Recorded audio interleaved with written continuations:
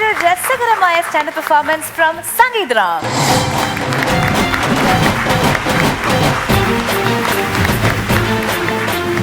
ഞാനിവിടെ ഒരുപാട് എപ്പിസോഡുകളൊക്കെ ചെയ്തിട്ടുണ്ടെങ്കിലും എൻ്റെ ചില സുഹൃത്തുക്കൾ എന്നോട് പറയാറുണ്ട് കേട്ടാ, ഓ മോനെ മൈസൂർ പാക്കിലും മൈസൂരില്ല എന്ന് പറഞ്ഞ പോലെ കേട്ടാ എൻ്റെ സ്റ്റാൻഡപ്പ് കോമഡിയിൽ കോമഡിന്ന്. അവരെ ഞാൻ കുറ്റം പറയാനില്ല. കാരണം പണ്ട് ഒരു 20 കൊല്ലം മുമ്പൊക്കെ ആണെങ്കിൽ ഒരു മാങ്ങ എടുത്തിട്ട് ഇതൊരു തേങ്ങയല്ല എന്ന് പറഞ്ഞ ആൾക്കാർ ഒന്ന് പോയടാ ചിരിപ്പിക്കാണ്ട് എന്ന് പറഞ്ഞു. പക്ഷെ ഇപ്പൊ അത് പറഞ്ഞാൽ നടക്കുന്നില്ല. ഒന്ന് പോയടാ വെറുതെ വെറുപ്പിക്കാണ്ട് എന്നാണ് പറയുന്നത്. ഇപ്പൊ നമ്മുടെ അയൽ സംസ്ഥാനമായ കർണാടകയിൽ കുടിക്കാൻ കൂടി വെള്ളമില്ലാത്തൊരു അവസ്ഥ വന്നു. തുള്ളി വെള്ളമില്ല. പക്ഷെ അവിടെ വേറൊരു മാറ്റം സംഭവിച്ചു. അവിടെ പാലിന് കട്ടി കൂടി. അപ്പൊ ഒന്ന് ചെയ്യുമ്പോൾ മറ്റൊന്നിന് വളമാവുന്നുണ്ട്. പക്ഷെ കോമഡി ചീഞ്ഞ അങ്ങനെയല്ല, ഒന്ന് ചീഞ്ഞാണല്ലോ അറ്റം വരെ ചെയ്യും. ഇപ്പൊ നമ്മുടെ നാട്ടില് ആസ്ഥാന ഗായകന്മാരുണ്ടാവുമല്ലോ, അതുപോലെ ആസ്ഥാന കോമഡിയന്മാരുണ്ടാവും. അങ്ങനെ ഒരാളോട് ഞാൻ ഇവിടെ പറയാൻ വേണ്ടിയിട്ട് ഒരു കോമഡി ചോദിച്ചു. അപ്പൊ പുള്ളി പറഞ്ഞെന്ന കോമഡിയാണ് ഇനി ഞാൻ പറയാൻ പോകുന്നത്. പുള്ളി പറഞ്ഞു, ബോംബ് വെച്ച് കഴിഞ്ഞാൽ അത് എപ്പോൾ പൊട്ടുമെന്ന് നമുക്ക് എങ്ങനെ മനസ്സിലാവും? നിങ്ങൾക്കറിയോ? അറിയുന്നു പറയണ്ട, ഞാൻ പറയാം. അപ്പൊ ഞാൻ പറഞ്ഞു എനിക്കറിയില്ല. അപ്പൊ പുള്ളി പറയാണ്, ഒരു 10 മിനിറ്റ് കഴിഞ്ഞാൽ ടഫോ എന്ന ഒച്ചയോട് കൂടി അത് പൊട്ടും. അപ്പൊ നമുക്ക് മനസ്സിലാക്കാം ബോംബ് വെച്ചത് പൊട്ടുമെന്ന്. ഈ കോമഡി കൊണ്ട് ഞാൻ ഇവിടെ വന്ന് എന്ത് ചെയ്യാനാണ്? ഇതുകൊണ്ടാണ് പറയുന്നത് തമാശ ഉണ്ടാക്കാന്ന് പറഞ്ഞു കഴിഞ്ഞാൽ ഉത്സയുടെ മഞ്ഞ പൊട്ടാതെ എടുത്ത് കഴിക്കുന്ന പോലെ ഒരു പ്രതിഭാസമാണ് എന്ന്. എൻ്റെ കോമഡി പുരോഗമിപ്പിക്കാൻ വേണ്ടിയിട്ട് എൻ്റെ സുഹൃത്ത് മനോജ് ഇംഗ്ലീഷ് മീഡിയം, യെസ്, അവന് ഒരുപാടൊന്നും ഇംഗ്ലീഷ് അറിയില്ല, ഒരു മീഡിയം ലെവലേ അറിയുള്ളൂ. അവൻ്റെ ഒരു സമാധാനം എന്ന് പറയുന്നത് എനിക്കും മെസ്സിക്കും ഒന്നും ഇംഗ്ലീഷ് അറിയില്ല എന്നുള്ളതാണ്. അപ്പോൾ ഇവൻ എന്നെ വിളിച്ചിട്ട് പറഞ്ഞു, എടാ എൻ്റെ ഒരു ചങ്ക് ബ്രോ ഉണ്ട്, ഒരു അപ്പൂപ്പൻ. പുള്ളിക്കാരന് അത്യാവശ്യം കൗണ്ടറൊക്കെ അറിയാം. പുള്ളി വന്ന് സംസാരിച്ച് കഴിഞ്ഞാൽ നിനക്ക് എന്തെങ്കിലും കിട്ടും, നീ എൻ്റെ വീട്ടിലേക്ക് വായോന്ന്. അങ്ങനെ ഇവൻ പറഞ്ഞത് കേട്ടിട്ട് ഞാൻ എൻ്റെ വീട്ടിൽ പോലും പറയാതെ ഇവൻ്റെ വീട്ടിലേക്ക് പോയി. വീട്ടിൽ പോലും പറയാതെ പോയി കഴിഞ്ഞാൽ എന്നെ അന്വേഷിക്കില്ലേ എന്ന് നിങ്ങൾക്ക് തോന്നാം. ഒരാളും അന്വേഷിക്കില്ല. പക്ഷെ 10-500 വീട്ടിൽ കാണാതായി കഴിഞ്ഞാൽ ആദ്യം അന്വേഷിക്കുന്നത് എന്നെ ആയിരിക്കും. അങ്ങനെ ഞാൻ ഇവൻ്റെ വീട്ടിൽ പോയി. നാട്ടിലിറങ്ങി ബസ് ഇറങ്ങിയപ്പോൾ ഇവനെ വിളിച്ചപ്പോൾ ഫോൺ എടുക്കുന്നില്ല. ടെൻഷനായി. ഇവന് വിശ്വസിക്കാൻ പറ്റില്ല. കാരണം പണ്ട് ക്യാരം ബോർഡ് കളിക്കാൻ വിളിച്ചപ്പോൾ നീ ഗ്രൗണ്ടിലേക്ക് വിട്ടോ, ഞാൻ ഷൂസ് ഇട്ട് വരാം എന്ന് പറഞ്ഞ് ഓടിപ്പോയാനാണ് ഇവൻ. മാത്രമല്ല ഇവന് ഞാൻ രാത്രി മെസ്സേജ് അയക്കുന്നത്, ഇപ്പോൾ രാവിലെ മോർണിംഗ് മെസ്സേജ് അയച്ചു വിചാരിക്കാം, ഗുഡ് നൈറ്റ് എന്ന് പറഞ്ഞിട്ടാണ് ഇവന് മെസ്സേജ് അയക്കുക. കാരണം നമ്മുടെ മെസ്സേജ് തുറന്നു നോക്കുമ്പോൾ പാതിരയാവും. അങ്ങനെ ഒരുത്തരാണ് ഇവൻ. അങ്ങനെ രണ്ടാമത് വിളിച്ചപ്പോൾ ഇവൻ ഫോൺ എടുത്തു. ഈ ഫോൺ എടുത്തിട്ട് പറഞ്ഞു 10 മിനിറ്റിനുള്ളിൽ വരാമെന്ന്. സുഹൃത്തുക്കളെ, ഞാനൊരു കാര്യം പറയാം. പാർട്ടി വിട്ടുപോയ ആള് തിരിച്ച് പാർട്ടിയിലേക്ക് തന്നെ വരും എന്ന് പറഞ്ഞാൽ നിങ്ങൾ വിശ്വസിച്ചോ? പക്ഷെ 10 മിനിറ്റിനുള്ളിൽ വരും എന്ന് പറഞ്ഞാൽ ഒരുത്തനും വിശ്വസിക്കരുത്, അവൻ വരില്ല. അങ്ങനെ ഇവനും കാത്ത് ഞാനവിടെ നിന്നു. കാരണം എന്താ പറയുക, ഒരു അരമണിക്കൂറോളം ഇവനെയും കാത്ത് ഞാൻ ഭീമൻ്റെ ഒക്കെ നിൽക്കുന്ന പോലെ ആ ബസ് സ്റ്റോപ്പിൽ നിന്നു. പക്ഷെ എനിക്കൊരു ഗുണം ഉണ്ടായത് എന്താണെന്ന് വെച്ചാൽ വേറൊരു ചേട്ടനും കൂടി അവിടെ നിന്നിരുന്നു. പുള്ളിയെ കണ്ടാൽ അറിയാം പുള്ളിയാണ് ആ നിയോജക മണ്ഡലത്തിലെ MP എന്ന്. MP മീൻസ് മണിയമ്പ്ര പുരുഷോത്തമനല്ല, മദ്യപാനി. അപ്പൊ പുള്ളിയുടെ നിപ്പ് കണ്ടാൽ പുള്ളി ഒരു മുണ്ട് എടുത്തിട്ടുണ്ട്.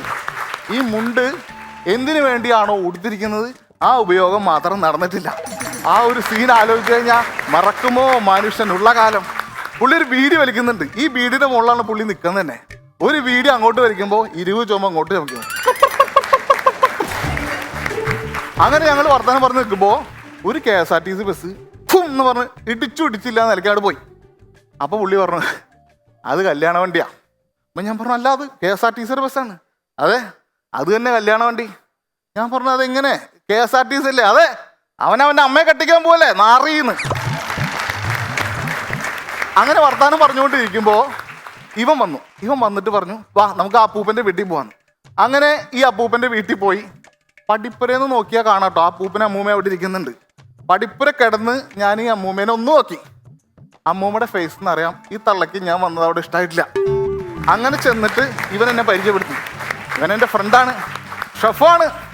അപ്പം അപ്പൂപ്പ പറഞ്ഞു ഷെഫ് എന്ന് പറയുമ്പോൾ നമ്മുടെ അല്ല, അതൊരു ജോലിയാണ്.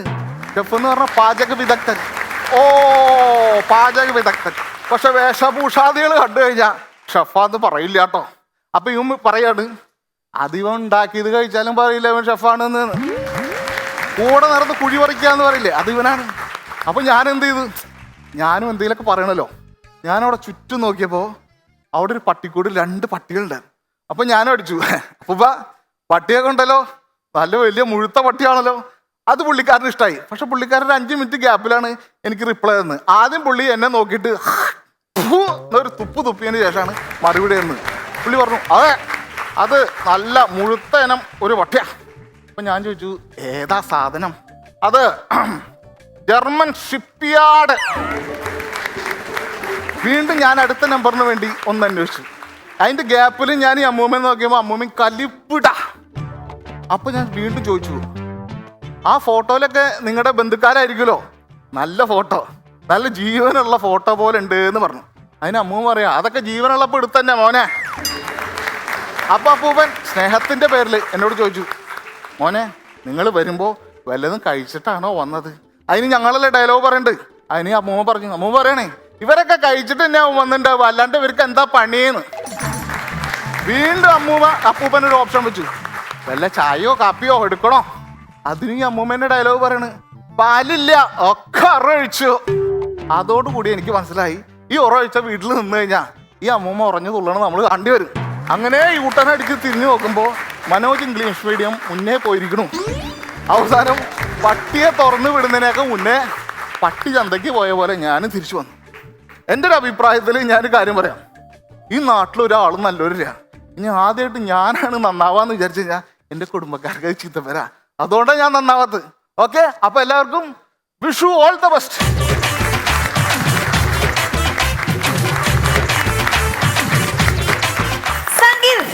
അങ്ങനെ 6 മാസത്തെ ഇടവേളയ്ക്ക് ശേഷം ഇന്ദുചൂടൻ വീണ്ടും വന്ന് കലക്കിയിരിക്കുകയാണ്. അടിപൊളി, സൂപ്പർ പെർഫോമൻസ്, അടിപൊളിയായിരുന്നു രമേശേട്ടാ. സംഗീതം അതിഗംഭീരമായിരുന്നു. അതിഗംഭീരം എന്ന് പറഞ്ഞാൽ അത്രയ്ക്ക് ഗംഭീരമായിരുന്നു പ്രകടനം. ഒരുപാട് നല്ല നർമ്മങ്ങൾ ഉണ്ടായിരുന്നു.